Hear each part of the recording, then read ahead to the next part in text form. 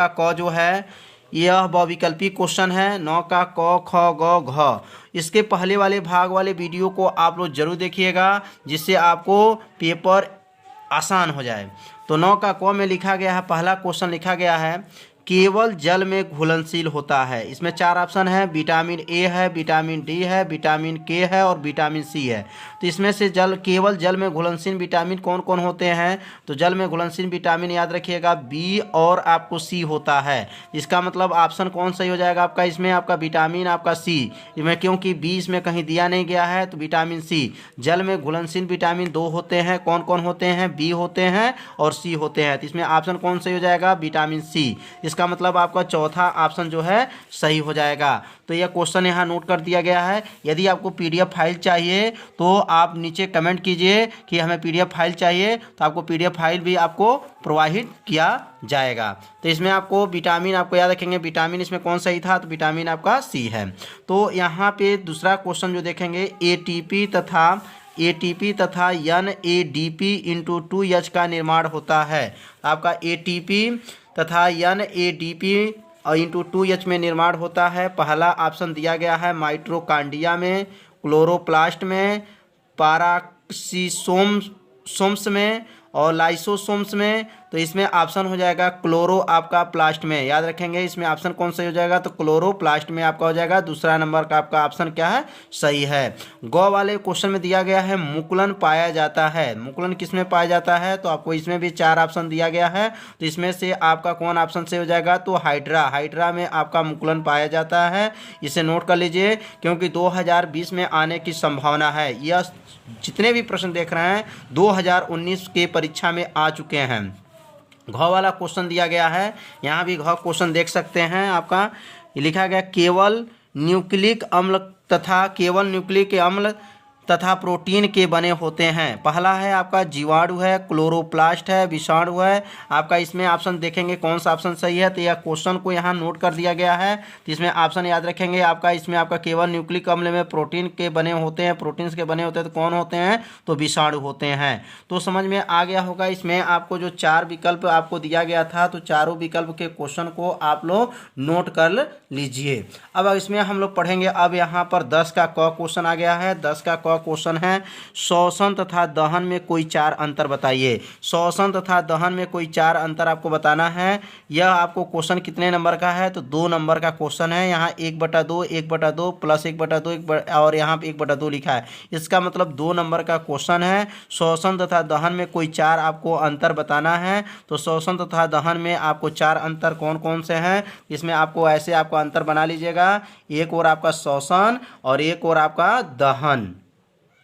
तो यहाँ पे श्वसन में पहला आपको कॉलम में लिखेंगे कि यह एक जैव रासायनिक अभिक्रिया है। श्वसन में याद रखेंगे कि यह जैव रासायनिक अभिक्रिया है और दहन में लिखेंगे कि यह एक रासायनिक अभिक्रिया है। समझ में आ रहा होगा। दोनों अंतर को अपने नोट्स में बना लीजिए, एक रफ ले लीजिए, इस पर आप नोट करते चलिए जिससे पेपर क्या हो जाए? एकदम आसान हो जाए। दूसरा जो है यह समान ताप पर एंजाइम की सहायता से होती है। यह समान ताप पर एंजाइम की सहायता से होती है। और इसमें दहन में लिखेंगे यह उच्च ताप पर होती हैं। तीसरा इसका आपका अंतर हो जाएगा, इसमें ऊर्जा विभिन्न चरणों में मुक्त होती हैं, इसमें ऊर्जा एक साथ मुक्त होती हैं। चौथा इसमें हो जाएगा, इसमें ऊर्जा गतिज ऊर्जा में मुक्त होती हैं, इसमें ऊर्जा जो होते हैं ताप तथा प्रकाश के रूप में मुक्त होती हैं। तो यह दोनों अंतर आपको समझ में आ गया होगा। श्वसन और दहन में क्या क्या अंतर है? 4 अंतर इसमें पूछा गया था। 4 अंतर कौन कौन से हैं? तो 4 अंतर को यहाँ पे बताया गया है। श्वसन तथा दहन में कोई 4 अंतर बताइए। तो 10 का क क्वेश्चन आपको समझ में आ गया होगा। अब यहाँ पर पढ़ेंगे 10 का ख। 10 का ख क्वेश्चन है ऊर्जा के विभिन्न स्रोतों। ऊर्जा के विभिन्न स्रोतों के नाम लिखिए एवं नाभिकीय ऊर्जा के महत्व को संक्षिप्त में आपका विवरण दीजिए। ऊर्जा के विभिन्न स्रोत का नाम आपको बताना है और नाभिकीय ऊर्जा के महत्व को आपको संक्षिप्त में विवरण दीजिए। आपका 2 नंबर का प्रश्न यह है। तो यहाँ पर आपका उत्तर इसका हो जाएगा ऊर्जा के विभिन्न स्रोत कौन कौन से हैं, तो लिखेंगे आपका ऊर्जा का विभिन्न स्रोत कौन कौन है, तो याद रखेंगे आपका जीवाश्म ईंधन होते हैं, सूर्य होते हैं, जल होते हैं, समुद्र, वायु, नाभिक आदि जो हैं ऊर्जा के विभिन्न स्रोत हैं। तो ऊर्जा के विभिन्न स्रोत आपको नोट कर लीजिए, जीवाश्म ईंधन, सूर्य, जल, समुद्र, वायु, नाभिक आदि होते हैं। और नाभिकीय ऊर्जा के महत्व, इसमें 2 क्वेश्चन पूछा गया है। यहाँ लिखा गया नाभिकीय ऊर्जा के महत्व को संक्षिप्त विवरण दीजिए। तो नाभिकीय ऊर्जा के महत्व, अब नाभिकीय ऊर्जा का महत्व क्या है, तो लिखेंगे नाभिकीय ऊर्जा के महत्व क्या है, निम्न है। पहला जो है आपका महत्व, जीवाश्म ईंधनों की तुलना में यूरेनियम, थोरियम आदि से प्राप्त नाभिकीय ऊर्जा की मात्रा बहुत अधिक होती है। नाभिकीय जो ऊर्जा होती हैं उनका क्या महत्व है, तो आप लोग नोट कर लेंगे। पहला, जीवाश्म ईंधनों की तुलना में यूरेनियम, थोरियम आदि से प्राप्त नाभिकीय ऊर्जा की मात्रा क्या होती है, बहुत अधिक होती हैं। दूसरा जो हो जाएगा इसका, नाभिकीय ऊर्जा जीवाश्म ईंधन के तुलना में कम प्रदूषण उत्पन्न करती हैं। नाभिकीय ऊर्जा से क्या आपका महत्व हुआ है, तो नाभिकीय ऊर्जा से जीवाश्म ईंधनों की तुलना में कम प्रदूषण उत्पन्न करती हैं। तीसरा जो हो जाएगा, परंपरागत ऊर्जा स्रोत शीघ्र ही समाप्त हो सकते हैं, परंतु नाभिकीय ऊर्जा लंबे समय तक प्राप्त की जा सकती हैं। जो नाभिकीय ऊर्जा होते हैं वह लंबे समय तक प्राप्त कर सकते हैं, लेकिन आपको याद रखें परंपरागत जो ऊर्जा होते हैं वह शीघ्र ही आपको क्या हो जाएंगे, समाप्त हो जाएंगे, लेकिन नाभिकीय ऊर्जा आपको लंबे समय तक आपको प्राप्त किए जा सकते हैं। अब अगला क्वेश्चन जो है आपको, क्वेश्चन नंबर आपका 10 का जो है, 10 का ग में दिया गया क्वेश्चन आपका, तंत्रिका कोशिका का नामांकित चित्र बनाइए। आपको कोशिका, आपको तंत्रिका कोशिका को खाली आपको चित्र बनाना है। आपको 2 नंबर का क्वेश्चन है, तो यहाँ पर चित्र के बारे में समझ लेंगे। यह जो है, जो चित्र बना है यह तंत्रिका कोशिका का चित्र है। इस चित्र को अपने कॉपी में बना लीजिएगा और इसको बढ़िया से आपको थोड़ा सा इसको बड़ा कर दिया जा रहा है, तो इसको अच्छे से आप लोग स्क्रीनशॉट ले लीजिए और स्क्रीनशॉट के माध्यम से इसे अपने कॉपी में, नोट्स में आप लोग बना करके सीख लीजिए कि तंत्रिका आपका कोशिका का चित्र कैसे बनेगा। हो सके 2020 में भी यह क्वेश्चन आ जाए। तो आपको 10 का ग में आपका कोशिका जो है, तंत्रिका कोशिका का चित्र बनाना था। अब अगला क्वेश्चन हम पढ़ेंगे।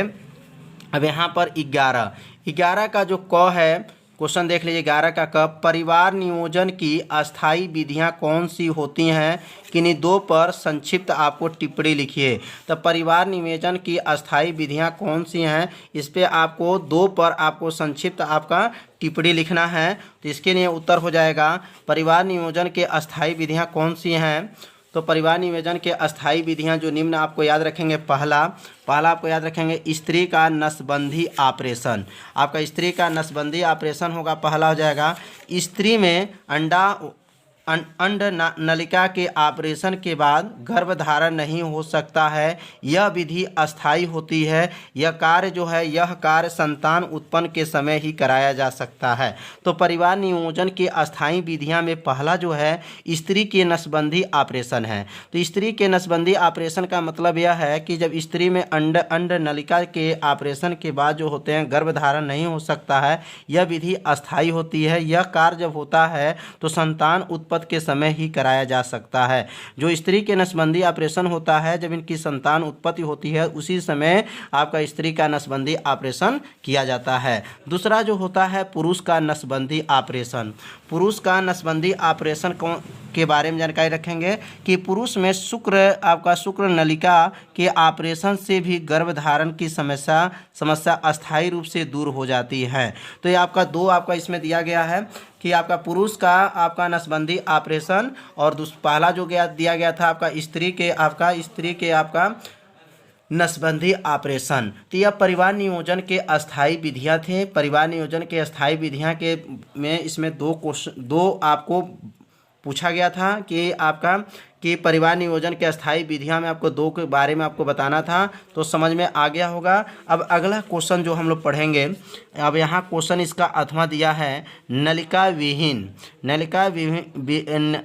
विहीन ग्रंथियाँ क्या होती हैं। थायराइड ग्रंथि की संरचना तथा उसके कार्यों का आपका विवरण देना है। तो नलिका विहीन ग्रंथियाँ क्या होती हैं, तो नलिका विहीन ग्रंथियाँ क्या होती हैं, यहाँ क्वेश्चन नोट कर दिया गया है। तो बहुत आसान इसका उत्तर है।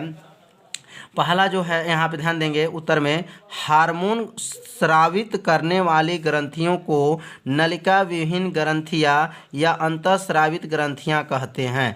अंतःस्रावित ग्रंथियाँ को ही याद रखेंगे, नलिका विहीन ग्रंथियाँ कहते हैं। तो इसमें हार्मोन जो स्रावित करने वाली जो ग्रंथि होती हैं उन्हीं ग्रंथि में को ही क्या कहेंगे, नलिका विहीन ग्रंथियाँ या अंतःस्रावित ग्रंथियाँ कहते हैं। इसमें 2 प्रश्न पूछा गया था, थायराइड ग्रंथि का आपकी संरचना बताना है और उसको कार्य बताना है। तो यह जो चित्र देख रहे हैं यह थायराइड ग्रंथि की आपका संरचना है। थायराइड ग्रंथि की संरचना अपने कॉपी में बना लीजिएगा क्योंकि यह 2020 में आने की संभावना है। अब यहाँ पे अगर बनाया जाएगा तो वीडियो बहुत लंबा हो जाएगा, इसलिए इसको फिगर को दिखाया जा रहा है जिससे इस फिगर को आप लोग अच्छे से बना सकते हैं। क्योंकि आपके पास कुछ समय है तो बना लीजिएगा, अच्छे से सीख लीजिएगा थायराइड ग्रंथि कैसे बनता है, इसकी संरचना क्या है। अब यहाँ पे अगर आपका क्वेश्चन फॉर्म बनेगा, आपका क्वेश्चन इसमें दिया गया था थायराइड ग्रंथि की आपको कार्य विधि बताना था। तो थायराइड ग्रंथि की आपका कार्य क्या है, तो इसमें कार्य के बारे में जानकारी रखेंगे कि पहला कार्य है यह आधारी उपाचय दर को नियंत्रित करता है। ये क्या करता है, जो आपका थायराइड जो ग्रंथि होता है यह आपको आधारी उपाचय दर को नियंत्रित करता है। दूसरा जो होता है यह प्रोटीन संश्लेषण, ग्लूकोज के उपयोग एवं हृदय स्पंदन की दर को क्या करता है, बढ़ाता है। तो थायराइड ग्रंथि का कार्य क्या था तो समझ में आ गया होगा। इस कार्य को अपने नोट्स में लिख लीजिएगा और इसे तैयार भी कर लीजिएगा और इस फिगर को अच्छे से तैयार कर लीजिए क्योंकि ये कई साल से परीक्षा में पूछा जा रहा है कि थायराइड ग्रंथि की संरचना और कार्य विधि बताइए। तो अब अगला क्वेश्चन हम लोग पढ़ेंगे, मेंडल का नियम क्या है, उनको उचित चित्रों द्वारा समझाइए। अब यहाँ मेंडल का जो नियम है 4 नंबर का क्वेश्चन है, ये हमेशा परीक्षा में आपको 2016 में, 2017 में, 2018 में, 2019 में और 2020 में भी मेंडल का नियम आएगा। इसलिए मेंडल के नियम को आप लोग अच्छे से तैयार कर लीजिए कि यदि आप बायोलॉजी से 4 नंबर पाना चाहते हैं तो मेंडल का नियम को तैयार कर लीजिए, 4 नंबर आपको प्राप्त हो जाएगा। तो मेंडल के नियम क्या है उनके उचित चित्रों द्वारा समझाइए। अब इनके मेंडल के नियम के बारे में आपको समझाया जाएगा जिससे आपको पूरा समझ में आ जाए। तो मेंडल का आनुवंशिकता का नियम, अब इसके बारे में जानकारी रखेंगे कि मेंडल का आनुवंशिकता का नियम क्या है। तो मेंडल के आनुवंशिकता के 3 नियम हैं। आपको याद रखिएगा मेंडल के जो आनुवंशिकता के कितने नियम होते हैं, तो मेंडल के आनुवंशिकता के 3 नियम हैं। पहला जो नियम है वह प्रभाविता का नियम होता है। दूसरा जो होता है पृथक्करण या युग्मकों की शुद्धता का नियम होता है। और तीसरा जो नियम होता है स्वतंत्र अपव्यूहन का नियम होता है। तो इसमें 3 नियम के बारे में आपको पढ़ना है। मेंडल के आनुवंशिकता के कितने नियम होते हैं, तो 3 नियम के बारे में पढ़ना है। लेकिन यहाँ में क्वेश्चन में जो दिया गया है केवल मेंडल का नियम क्या है उनके उचित चित्रों द्वारा समझाइए। तो आपको मेंडल का तीनों नियम के बारे में नहीं लिखना है, आपको मेंडल के एक नियम के बारे में पूरा बढ़िया से उसके चित्र द्वारा समझा देंगे, तभी आपको 4 नंबर आपको मिल जाएगा। तो मेंडल के प्रभाविता का नियम क्या है, इनके प्रभाविता से क्या नियम है, बहुत आसान है, थोड़ा सा ध्यान देंगे तो आपको इस नियम को याद भी हो जाएगा। जब आपको पहला देखिए प्रभाविता का नियम जब क्या कैसे बोलेंगे, जब तुलनात्मक लक्षणों को ध्यान में रखकर संकरण कराया जाता है। जब तुलनात्मक लक्षणों को ध्यान देना है, तुलनात्मक लक्षणों को ध्यान में रखकर संकरण कराया जाता है तो प्रभावी लक्षण सुप्त लक्षण को प्रदर्शित नहीं होने देता है। इसका मतलब यह हो गया, व्याख्या से समझ में आ जाएगा। जब लाल को आपको आर मानेंगे, ठीक ना, जब लाल को आर वाले पौधे को और सफ़ेद पुष्प को याद रखेंगे छोटा आर मान लेंगे, आर आपको वाले पौधे में संकरण कराया जाता है तो F1 पीढ़ी माने F1 में पहली पीढ़ी में सभी पौधे जो होते हैं लाल पुष्प आपको आर वाले होते हैं। आर का मतलब जो लाल वाले पौधे और आर जो छोटा आर है वह सफ़ेद आपको पौधे पुष्प वाले पौधे, फिर भी वो पौधे क्या होते हैं, सभी लाल पुष्प हो जाएंगे। अब इसको चित्र के माध्यम से जब समझेंगे तो पूरा समझ में आ जाएगा। तो व्याख्या को ध्यान से इसको जब समझ लेंगे कि F1 पीढ़ी में क्या होता है और F2 पीढ़ी में क्या होता है है। तो प्रभाविता का नियम में जब लाल आपका आर आर वाले पौधे को सफ़ेद पुष्प आर आर में छोटा आर वाले पौधे को क्या कराएंगे, संकरण कराया जाता है। तो F1 पीढ़ी के सभी पौधे का हो जाएंगे आर आर। मैंने आपको दो यहाँ पे दो हैं, देखिएगा आर आपको बड़ा आर है और छोटा आर है, लेकिन फिर भी जब पौधे इसके उगेंगे तो पौधे जो होंगे लाल पुष्प वाले ही उगेंगे। अब यहाँ पर जो है चित्र को देख लीजिए ध्यान से, आपका चित्र जो बनाया गया है इस चित्र को जब देखेंगे तो और समझ में आपको आ जाएगा। अब आर लाल रंग और आर जो है सफ़ेद रंग के जीन, आर की उपस्थिति में आर अपने को व्यक्त नहीं कर पाता है, उसी को ही क्या कहते हैं, प्रभाविता का नियम कहते हैं। आर की उपस्थिति में आर जो अपने को क्या कर पाते हैं, व्यक्त नहीं कर पाते हैं, माने उनका नाम नहीं लेना पड़ेगा, क्योंकि आर जो है आपका लाल है और ये छोटा आपका आर सफ़ेद है। लेकिन लास्ट में जब संकरण कराते हैं तो सफ़ेद का जो होता है, सफ़ेद जो पुष्प होते हैं उनको व्यक्त नहीं कर पाते हैं, इसी को ही क्या कहते हैं, प्रभाविता का आपका नियम कहते हैं। जैसे यहाँ पे लाल मटर, आपका लाल मटर का पौधा है तो आर आर लिखेंगे, गुड़े आपका मतलब क्रॉस कराया गया। सफ़ेद मटर में आपको सफ़ेद मटर में जब क्रॉस कराया जाता है तो यह आर जो है यहाँ पे आर, यह जो आर एक बार यहाँ लिख देंगे और यह जो आर एक बार यहाँ लिख देंगे। एक बार आर जो सफ़ेद वाला एक बार यहाँ लिख देंगे और आर यह वाला आपको यहाँ पे लिख देंगे।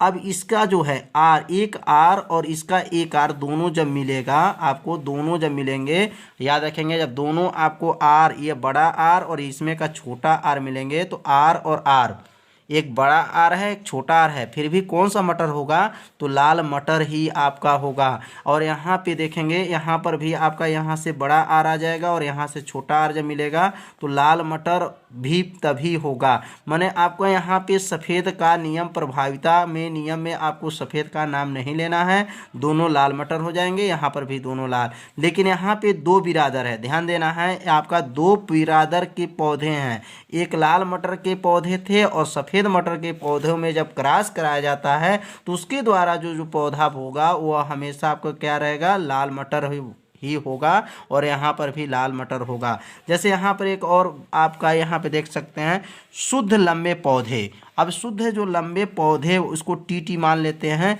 अशुद्ध बौने पौधे। तो शुद्ध लंबे पौधे और शुद्ध बौने पौधे में जब क्रॉस कराया जाता है तो यहाँ से बड़ा टी और यहाँ से छोटा टी आपको आ जाएगा, बड़ा टी छोटा टी, तभी जो हमारे पौधे बनेंगे सभी लंबे पौधे ही बनेंगे, बौने पौधे नहीं बनेंगे। किस पीढ़ी में बात कर रहे हैं, पहली पीढ़ी में आपको दोनों जब क्रॉस कराया जाएगा, T1 में आपका टी और टी में जब क्रॉस कराएंगे तो टी आपका बनेगा, तो एक बड़ा पौधा, बड़ा टी एक छोटा टी का मतलब दोनों क्रॉस कराने पे बना, लेकिन जो इसके पौधे बनेंगे उगेंगे जो, तो सभी क्या होंगे, लंबे पौधे होंगे।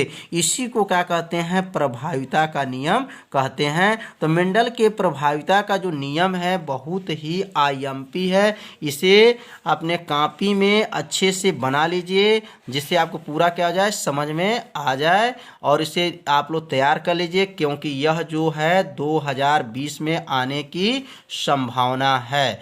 तो इसको स्क्रीनशॉट ले लीजिए जिससे इसको बनाने में आपको क्या हो जाएगा, आसानी हो जाएगा। तो अब अगला क्वेश्चन हम लोग पढ़ेंगे।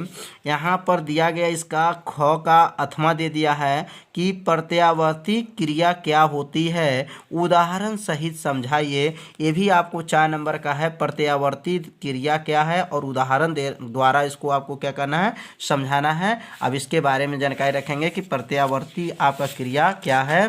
तो प्रत्यावर्ती क्रिया के बारे में जानकारी रखेंगे। प्रत्यावर्ती क्रिया को आपको याद करेंगे प्रतिवर्ती क्रिया भी कहा जाता है। किसी आपको याद रखेंगे आपका किसी उद्दीपन के फलस्वरूप, देखिए प्रतिवर्ती क्रिया को क्या कह सकते हैं, इसकी परिभाषा क्या है, किसी उद्दीपन के फलस्वरूप शीघ्रतापूर्वक होने वाले स्वचालित और अनैच्छिक आपका क्रिया को प्रतिवर्ती क्रिया कहते हैं।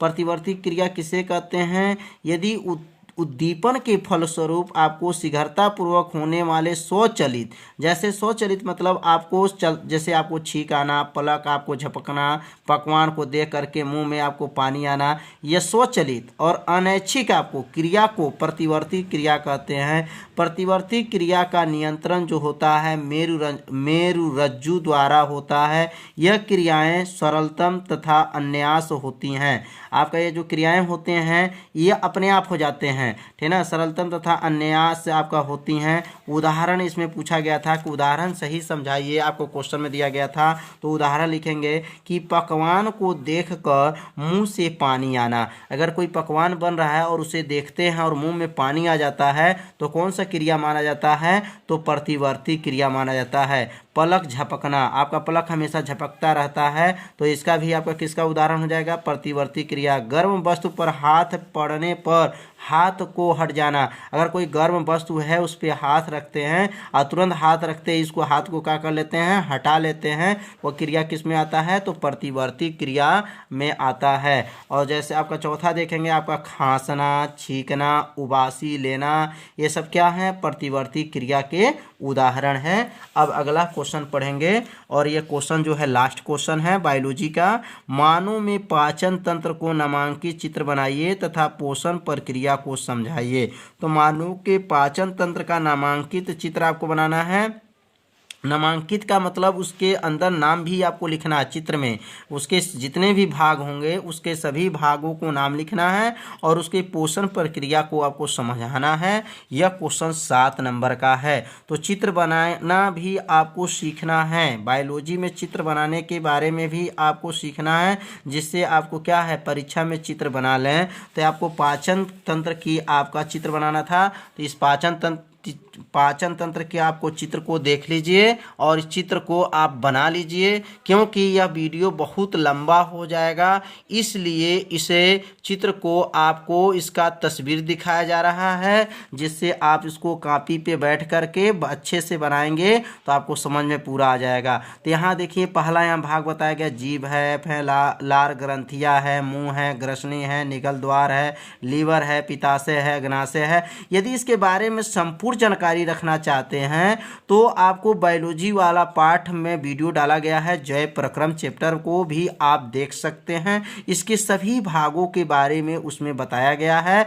तो उस भाग में आपको जय प्रक्रम चैप्टर में प्लेलिस्ट में है, प्लेलिस्ट में जा करके जय प्रक्रम देख सकते हैं। पूरे भाग के बारे में समझाया गया है, उसमें डिटेल आप देख सकते हैं। तो उस वीडियो को जरूर आप लोग देखिए, जिससे पूरा जानकारी हो जाए। पित्ताशय क्या है, अग्नाशय क्या है, छोटी आंत क्या है, बड़ी आंत क्या है, मलाशय क्या है, सब उसमें बताया गया है। तो उसमें प्लेलिस्ट में उस वीडियो को आप लोग देख लीजिए, जिससे आपको पूरा क्या हो जाए, समझ में आ जाए।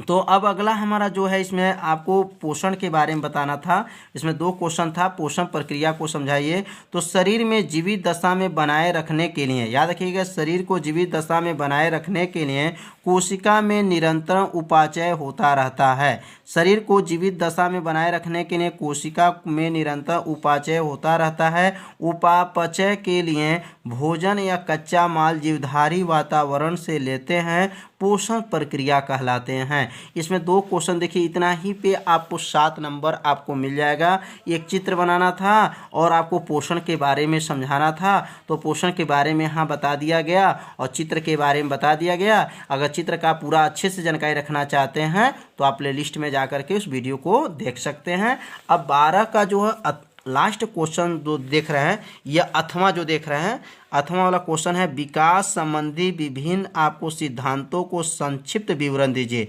विकास संबंधी जो विभिन्न जो सिद्धांत हैं वो सिद्धांतों को संक्षिप्त विवरण देना है। वो भी आपको कितने नंबर का क्वेश्चन है? आपका 7 नंबर का क्वेश्चन है। तब विकास संबंधी बारे में आपको जानकारी रखेंगे कि विकास संबंधी आपका नियम क्या है। तो क्वेश्चन को यहाँ पर नोट कर लिया गया है, विकास संबंधी विभिन्न सिद्धांतों को आपको विवरण दीजिए। तो यहाँ उत्तर हो जाएगा जटिल। अब देखिए यहाँ विकास मतलब कौन विकास? जैव विकास के बारे में पहले आप इसके बारे में रखेंगे। लिखेंगे आपका जटिल जीवों का विकास सरल रचना वाले जीवों से धीरे धीरे कर्मिक परिवर्तन के परिणाम स्वरूप हुआ, इसी परिवर्तन को जैव विकास कहते हैं। अब जो जैव विकास हुआ कैसे हुआ, जब इसमें लैमार्कवाद, डार्विनवाद और उत्परिवर्तनवाद के नियम जब आए तो जैव विकास का पूरा सिद्धांत क्या हो गया, विस्तृत हो गया। और संपूर्ण जानकारी जब हो गया कि जैव विकास में आपको धीरे धीरे क्या हुआ था, परिवर्तन। जैसे आपका जिराफ के गर्दन जो थे छोटे थे, धीरे धीरे आपके क्या हो गए, बड़े हो गए। तो इसमें कैसे हुए थे, इसमें विकास के बारे में लैमार्कवाद, डार्विनवाद और उसमें जो नियम आए थे, क्रमशः नियमों को जब आप विस्तृत पढ़ेंगे अभ्यास में तो पूरा समझ में आ जाएगा। यहाँ पे केवल जो है पेपर हल के बारे में बताया जा रहा है, तो इस पेपर हल के बारे में आप अच्छे से नोट कर लीजिए। जटिल जीवों को विकास सरल रचना वाले जीवों से धीरे धीरे क्रमिक परिवर्तन के परिणाम स्वरूप हुआ, इसी परिवर्तन को जैव विकास कहते हैं। जैव विकास के सिद्धांत कितने हैं, तो जैव विकास के सिद्धांत जो निम्न है, पहला जो है लैमार्कवाद है, डार्विनवाद है, उत्परिवर्तनवाद है। अब लैमार्कवाद का सिद्धांत क्या है, तो लैमार्कवाद का सिद्धांत निम्न है। पहला जो है आपका पहला जो हो जाएगा वातावरण का सीधा प्रभाव। वातावरण का सीधा प्रभाव हुआ, इसका मतलब क्या है, प्रत्येक जीवधारी पर वातावरण में होने वाले परिवर्तन का प्रभाव पड़ता है। वातावरण पर प्रभाव पड़ता है, यह प्रभाव उनकी रचना एवं स्वभाव को बदल देता है। अब इनके वातावरण के द्वारा ही इनकी रचना को और स्वभाव को क्या कर देता है, बदल देता है। दूसरा जो होता है इसमें आपका सिद्धांत अनुकूलन की प्रवृत्ति। अब यहाँ अनुकूलन की प्रवृत्ति का मतलब क्या है, सभी जीवों में अपने को वातावरण के अधिकाधिक आपका अनुकूल बनने की प्रवृत्ति पाई जाती हैं। याद रखेंगे, प्रवृत्ति पाई जाती हैं, अनुकूल की प्रवृत्ति होती हैं। तीसरा जो होता है उपार्जित लक्षणों के वंशगति। आपका उपार्जित लक्षणों के वंशगति का इसका अर्थ क्या है, वातावरण के प्रभाव से अंगों के अधिक उपयोग अथवा निरुपयोग से उत्पन्न हुए परिवर्तन में पीढ़ी दर पीढ़ी आपको चलते हैं, इसी को उपार्जित लक्षणों के वंशगति कहा जाता है। तो समझ में आ गया होगा, जैव विकास आपको जो है सिद्धांतों को संक्षिप्त में विवरण देना था, इतना ही लिख देते हैं तो आपको 7 नंबर प्राप्त हो जाएगा। अब समझिए आपका क्वेश्चन पूरा फाइनल हो गया। तो आपको इस साल में आपको पहला सेट जो है पेपर समाप्त हो गया। अब दूसरा सेट पेपर जो देख रहे हैं, दूसरा सेट पेपर का कोड आपका 824 BK है। अब इस पेपर को हल करके आपको वीडियो प्रवाहित किया जाएगा, और अपलोड कर दिया जाएगा। उस वीडियो को आप लोग जरूर देखिएगा, 824 BK।